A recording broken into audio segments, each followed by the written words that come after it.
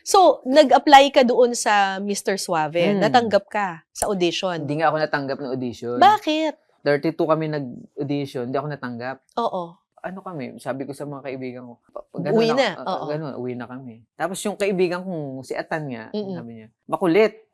Niluwas pa rin niya ako para akong aso, no? Niluwas ako na. Nag-audition ka Invitation ulit? na naman. Grabe fighting spirit Tapos, mo, ah. Hindi na naman ako natanggap.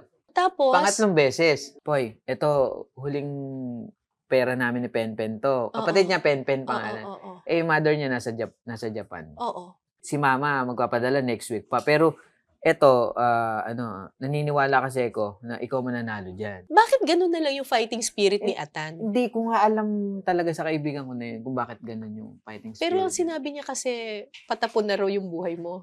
O, di ba? Dinaw niya, tapos inap niya. Inap niya, tapos dinaw niya. Pero nung time na yon, pakiramdam mo, parang wala nang direksyon yung buhay mo. Oo, sobrang wala na talaga. Kasi, every morning, pagising ko, ganun, ulit-ulit nangyayari. Mm-mm. Sa bahay niya, o sa bahay namin, ganyan. Bakit umabot sa ganung point? Meron ka bang hinanakit kaya mas gusto mong magtambay-tambay na lang, ganyan? Wala eh. Wala akong hinanakit sa kanila sa Pamilya mo? family. Oo. Ganon yung system namin nung time na yun. Na ano? Yung magkakahiwalay kami.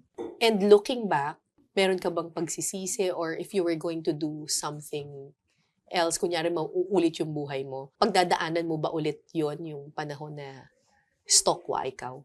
Oo naman. Pagdadaanan mo ulit? Oo, Kasi masarap Kasi yung journey na ganun. Na yung pinagdaanan ko. Na-enjoy ko siya eh. Hindi ko siya masasabing ayoko na siyang balikan. Dahil dun sa pagiging down na down ka. down na ganun nung araw at stalkwa ako nung araw. Marami kong na-experience at marami kong natutunan sa lahat ng paglalakbay ko dun sa moment na yun. Na naging ambag sa pagkatao mo ngayon. Yes. Kumbaga parang naging ano yung tawag? Hagdan. Stepping stone. Oo, naging hagdan ko sila. Kung saan naman ako nandun ngayon. Ganun, parang ganun. Meron ata kaming video ng kaibigan mo eh.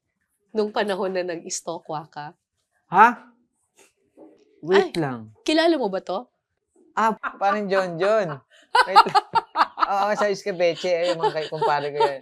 Wait lang, sinong ay, ikaw, no? O, sabi pa nga, be. Tingnan natin, my anong friend, sasabihin niya? Kapatid Boy, magandang buhay sa'yo. Kamusta ka na? Dali kolektibo yan. Sobrang masaya na memories na pinagsaluhan natin ng kabataan. Diba? Sobrang sa akin, baon-baon ko lagi yun. Gintong alaala yung mga pinagsaluhan natin. Katulad rin ng palagi kong sinasabi sa'yo, palagi mong iingatan kapatid yung sarili mo, mamahalin mo yung sarili mo. Magdasal, at saka takits tayo sa alignment na ipagkakalob sa atin ng Panginoon, men. More blessings and love sa'yo, kapatid. John. Kumpare ko. Ano, Gintong alaala raw. Gintong alaala. Ang talinhaga nung ang lalalim din nung Tagalog nito. Hindi, yun din naman yung sinabi mo eh, di ba? Na Oo, babalik at babalikan mo yung journey na yon. Yes. Kahit malungkot, maraming natutuhan. Di ba yun naman yung importante sa buhay? Di ba?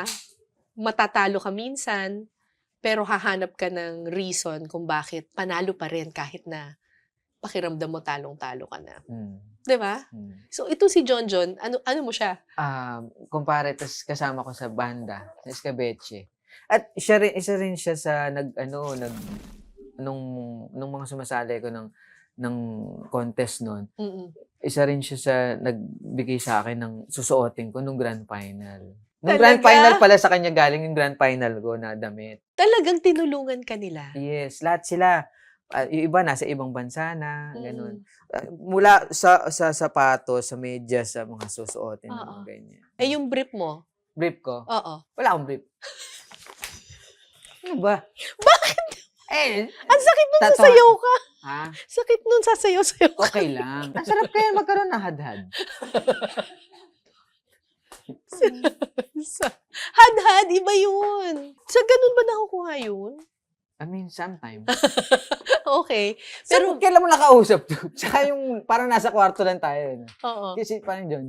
Oo. Hirap na rin mahagilapin. Sikat na yan, mga ano yan. Ito pa, may video para sa'yo, oh. Oh, Bukod shucks. kay John, Oh. ito pa yung isa. Oo nga, si Putsi. Whoopsie! Ano, gulat ka, no? So, basta masaya ako sa nangyayari sa buhay mo ngayon, sa karir mo.